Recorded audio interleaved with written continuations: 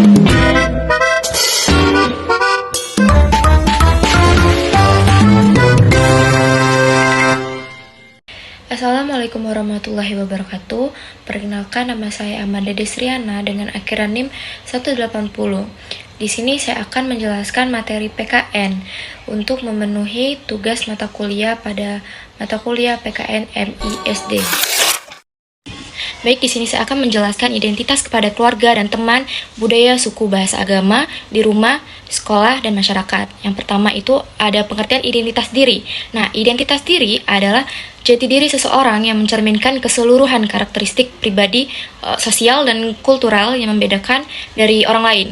Nah, identitas tidak hanya terbentuk dari faktor biologis, tetapi juga dari proses interaksi sosial yang panjang, termasuk lingkungan keluarga, pendidikan, dan masyarakat. Nah, budaya merupakan salah satu komponen utama yang membentuk identitas diri, yang berperan menanamkan nilai-nilai norma, dan tradisi yang diwariskan secara turun-temurun. Selain budaya, suku juga memegang peranan penting dalam memperkuat identitas seseorang.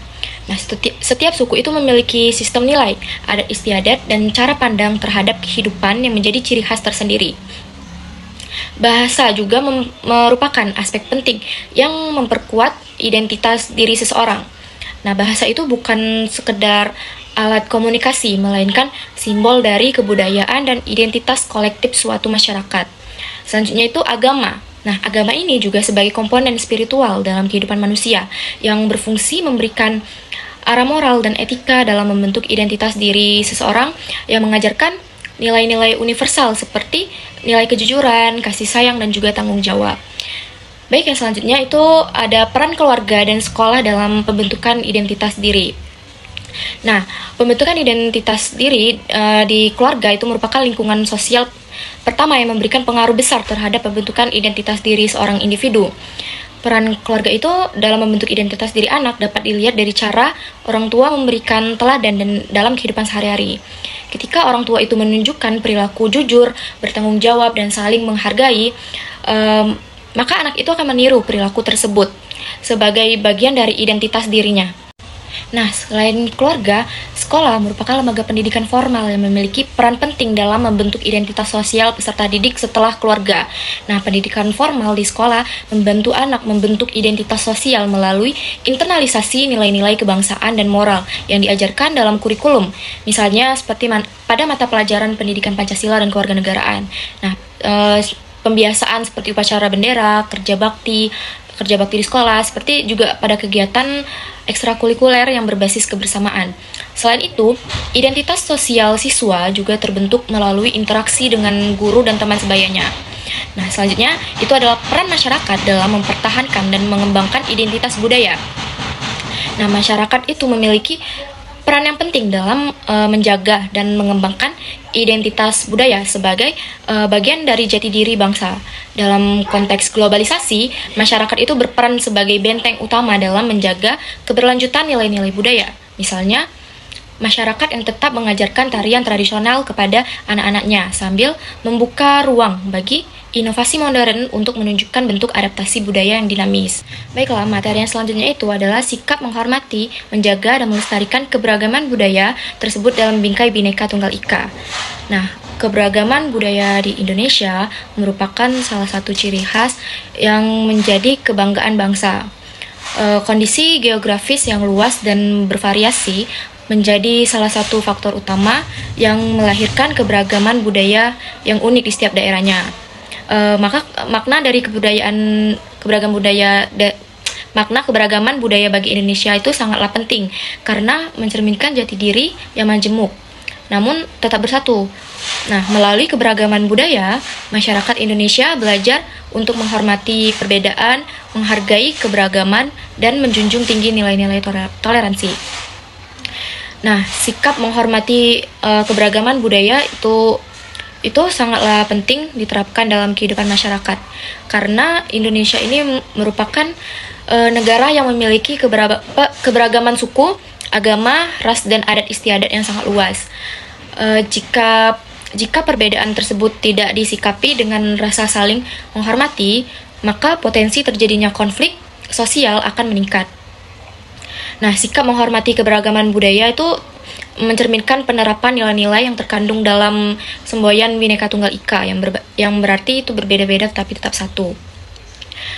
Nah, penerapan dari sikap menghormati keberagaman budaya bukan hanya penting untuk menjaga hubungan sosial yang harmonis antar individu dan antar kelompok, tetapi juga sebagai bentuk tanggung jawab moral warga negara dalam mempertahankan keutuhan dan persatuan bangsa Indonesia. Nah, semboyan Bhinneka Tunggal Ika ini memainkan peran yang penting dalam memperkokoh persatuan di tengah keberagaman budaya. Dengan menginternalisasi nilai-nilai toleransi, saling menghargai, dan gotong royong, masyarakat Indonesia itu akan dapat hidup berdampingan meskipun memiliki latar belakang budaya yang berbeda. Contohnya itu seperti adat istiadat, tradisi keagamaan, kesenian, dan bahasa yang beragam, tetapi tetap menyatu dalam kesatuan bangsa. Baiklah, materi yang ketiga itu adalah karakteristik lingkungan rumah dan sekolah sebagai bagian NKRI dan sikap menjaganya. Nah, lingkungan rumah adalah ruang pertama bagi anak dalam mengenal nilai-nilai kebangsaan. Rumah tidak hanya berfungsi sebagai tempat tinggal, tetapi juga sebagai pusat pendidikan informal. Di rumah, anak itu belajar disiplin, tanggung jawab, dan juga kebersamaan. Nilai-nilai ini menjadi dasar pembentukan karakter warga negara. Dalam konteks NKRI, rumah itu berperan sebagai fondasi persatuan bangsa. Rumah yang harmonis akan melahirkan generasi yang cinta tanah air. Hal ini menunjukkan bahwa rumah adalah bagian integral dari sistem sosial nasional. Oleh karena itu, rumah ini memiliki karakteristik penting sebagai bagian dari NKRI. Selanjutnya ada sekolah. Nah, sekolah itu merupakan lembaga pendidikan formal yang berfungsi sebagai pusat pembentukan karakter kebangsaan. Di sekolah, siswa itu tidak hanya memperoleh pengetahuan akademik, tetapi juga nilai-nilai moral, sosial, dan nasionalisme. Lingkungan sekolah menjadi miniatur masyarakat yang mencerminkan keberagaman Indonesia. Interaksi antar siswa dari latar belakang yang berbeda melatih sikap toleransi dan persatuan. Guru juga memiliki peran yang penting sebagai teladan dalam menanamkan nilai-nilai kebangsaan, dan kurikulum juga dirancang untuk memperkuat identitas nasional. Dengan demikian, sekolah itu memiliki karakteristik penting sebagai bagian dari NKRI. Lingkungan sekolah adalah wadah nyata pembentukan dari warga negara yang berkarakter. Menjaga lingkungan rumah dan sekolah itu merupakan salah satu wujud nyata cinta terhadap NKRI, karena lingkungan yang bersih, sehat, dan tertata tidak hanya mencerminkan kepedulian individu terhadap dirinya sendiri, tetapi juga menunjukkan tanggung jawab sosial sebagai warga negara. Nah, sikap menjaga lingkungan rumah dan sekolah mencakup kebersihan, gotong royong, dan kelestarian alam, toleransi, dan tanggung jawab sosial. Semua sikap tersebut adalah bagian dari pendidikan karakter yang menegaskan cinta NKRI. Baiklah, materi yang selanjutnya itu adalah lingkungan tempat tinggal, RT, RW, desa, kelurahan, dan kecamatan sebagai bagian NKRI dan pentingnya kerjasama dalam keberagaman. Nah, lingkungan tempat tinggal seperti RT, RW, desa, dan kecamatan itu memiliki peran yang sangat strategis dalam memperkuat sistem pemerintahan NKRI dari tingkat yang paling bawah. Nah, melalui struktur pemerintahan lokal, masyarakat dapat berpartisipasi aktif dalam pembangunan, menjaga ketertiban, dan juga menerapkan nilai-nilai Pancasila secara nyata. Yang pertama itu ada rukun tetangga atau RT. Nah, rukun tetangga merupakan struktur pemerintahan yang paling kecil dalam sistem sosial masyarakat. RT ini berperan besar dalam memelihara ketertiban lingkungan.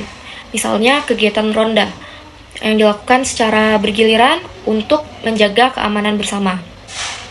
RT juga berperan pula dalam menyampaikan informasi dari pemerintah kepada warga dan sebaliknya.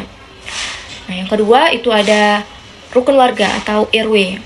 Rukun warga memiliki fungsi koordinatif yang mencakup beberapa RT di bawahnya. Nah, RW ini tuh berperan sebagai penghubung antara masyarakat dan pemerintahan kelurahan dalam hal perencanaan kegiatan sosial, keamanan lingkungan, serta pengembangan ekonomi masyarakat. Yang ketiga ada desa atau kelurahan. Desa atau kelurahan itu merupakan satuan pemerintahan lokal yang memiliki kewenangan otonom berdasarkan hak asal-usul dan adat istiadat setempat. Pemerintahan desa bertugas menyelenggarakan pemerintahan, pembangunan, serta pemberdayaan masyarakat sesuai potensi daerahnya. Selanjutnya yang keempat itu ada kecamatan. Kecamatan berfungsi sebagai unit pemerintahan yang menjembatani serta menjembatani antara pemerintahan daerah dan desa atau kelurahan. Nah, keberagaman sosial yang ada di lingkungan masyarakat, baik dalam hal agama, budaya, maupun ekonomi, menjadi kekuatan pemersatu bangsa. Jika diiringi dengan semangat kerjasama dan toleransi. Nilai gotong royong, musyawarah, dan solidaritas sosial yang tumbuh di lingkungan tempat tinggal itu merupakan fondasi penting dalam menjaga keutuhan dan keharmonisan kehidupan bangsa. Baiklah, materi yang terakhir itu ialah struktur wilayah yang lebih luas kabupaten kota, provinsi sebagai bagian NKRI dan perilaku gotong royong untuk menjaga persatuan yang dipahami sebagai wujud bela negara.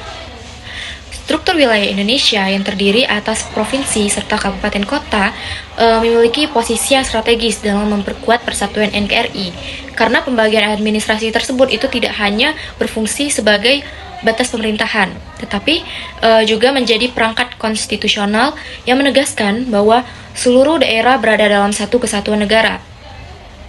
Keberadaan otonomi daerah memberikan ruang bagi provinsi dan kabupaten kota untuk mengelola urusan lokal sesuai karakteristik serta kebutuhan masyarakatnya. Pelaksanaan otonomi ini justru berfungsi sebagai perekat persatuan karena daerah merasa dilibatkan dalam pengambilan keputusan yang menyangkut kepentingan mereka. Di sisi lain, provinsi serta kabupaten kota memiliki peran penting dalam menanamkan nilai-nilai kebangsaan dan juga menjaga kerukunan melalui berbagai kebijakan sosial, pendidikan, serta kebudayaan yang mereka jalankan. Provinsi serta kabupaten juga berperan penting dalam menjaga dan memperkuat persatuan NKRI melalui pembagian kewenangan yang jelas, sebagaimana yang diatur dalam Undang-Undang Nomor 23 Tahun 2014. Setiap tingkatan pemerintahan itu dapat menjalankan fungsi pemerintahan secara lebih terarah dan tidak tumpang tindih. Selanjutnya, gotong royong sebagai bentuk bela negara.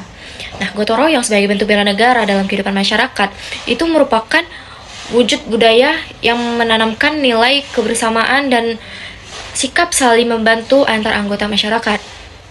Gotong royong memiliki kaitan yang erat dengan sikap bela negara. Karena kedua nilai tersebut sama-sama menuntut rasa tanggung jawab, kepedulian juga kesediaan untuk berkontribusi dalam untuk kepentingan bersama. Dalam kehidupan sehari-hari, kebiasaan saling membantu, bekerja sama, dan akan menumbuhkan rasa persatuan dan memperkuat ikatan sosial yang merupakan bagian penting dari bela negara. Aktivitas gotong royong di tingkat lokal dapat terlihat melalui berbagai kegiatan sosial masyarakat, seperti kerja bakti lingkungan, saling membantu antar warga, serta keterlibatan dalam ronda atau sistem keamanan lingkungan. Kegiatan-kegiatan ini menjadi bentuk nyata bela negara karena masyarakat itu ikut berperan dalam menjaga keamanan, memperkuat solidaritas, dan juga menciptakan lingkungan yang harmonis. Lalu ada pula faktor-faktor yang mempengaruhi perwujudan bela negara melalui gotong royong, yaitu meliputi budaya lokal, keluarga, pendidikan, lingkungan sosial, dukungan pemerintah daerah, serta tantangan modernisasi. Budaya dan kearifan lokal menanamkan nilai kebersamaan, sehingga gotong royong menjadi identitas kolektif masyarakat. Keluarga dan lembaga pendidikan membentuk karakter yang bertanggung jawab, toleran, serta peduli. Sementara lingkungan sosial memperkuat praktik solidaritas dalam kehidupan sehari-hari. Baik, itulah materi yang dapat saya sampaikan. Lebih dan kurangnya saya mohon maaf. Saya akhiri. Wassalamualaikum warahmatullahi wabarakatuh.